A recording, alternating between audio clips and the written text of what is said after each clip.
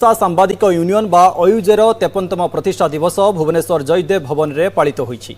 कार्यक्रम में मुख्य अतिथि भाव जोग देइथिले केन्द्रमंत्री धर्मेन्द्र प्रधान, आईन मंत्री पृथ्वीराज हरिचंदन और विधायक बाबू सिंह प्रमुख जोग देइथिले। ओडिशा सरकार गोटे सांबादिक सुरक्षा अधिनियम आणंतु एवं सेथिपाई जहाँ आवश्यक सेथिपाई से निजे मुख्यमंत्री आलोचना करेंगे बोली कहिसंती केन्द्रमंत्री धर्मेन्द्र प्रधान। अटल पेंशन योजना जदि साधारण लोकों हो पारुछि तेबे सांबादिकों काहींकि नुहे बोली से प्रश्न करिसंती एवं किभली सांबादिकों पई पेंशन लागू हेबो आउ सेथिरे कोन कार्य करा जाई परिबो से नहीं राज्य सरकार को जणाइबे बोली कहिसंती केन्द्रमंत्री।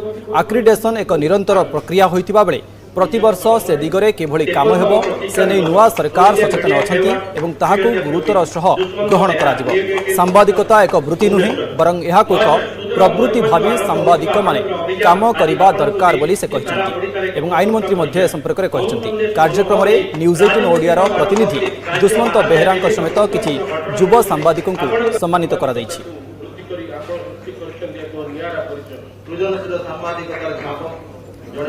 प्रोटेक्शन एक्ट कथा हो किंबा पेंशन कथा हो ये गुड़िक उपरे आजिर नुआ सरकार गंभीरता सह विचार भी करुछंती।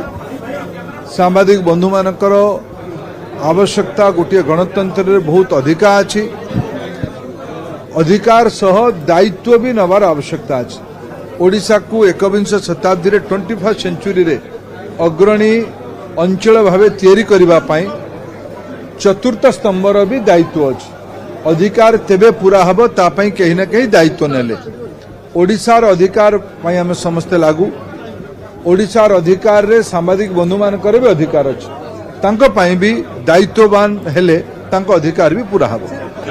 सांबादिक यूनियन रो विभिन्न बंधु मानक संगे किछि फोरम रे आलोचना तर्जमा तार हबो एवं ओडिशार आमर सब बेले जो लक्ष्य अछि जे ओडिशा जे कोनोसी नीति नियम अधिनियम तैयारी करिवो से सर्वभारतीय स्तर रे अन्य राज्य मानकठू भल होइतिबा आवश्यकता अछि, बेटर होइतिबा आवश्यकता अछि।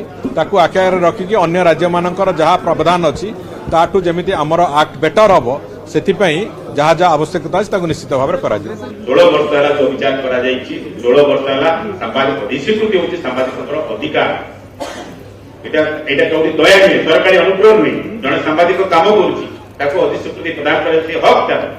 एटा कोन सरकारी अनुग्रह नहीं किंतु गोटे समय आकु सरकारी अनुग्रह भाव में व्यवहार कराला जो प्रेस दायित्व देथिले से माने रंग ले हैंडल करथि बोली कहि परिस्थितिर माने गोटे परिस्थितिर परिवर्तन घटि निश्चित भाव में आमे नुआ सरकार आछिसंती आमे गोटे आसक्तिर वातावरण तो निश्चित भाव में तैयारी छि। सांबादिक मानकर अवस्था गोटे बड़ परिवर्तन आछि। जनवरी 1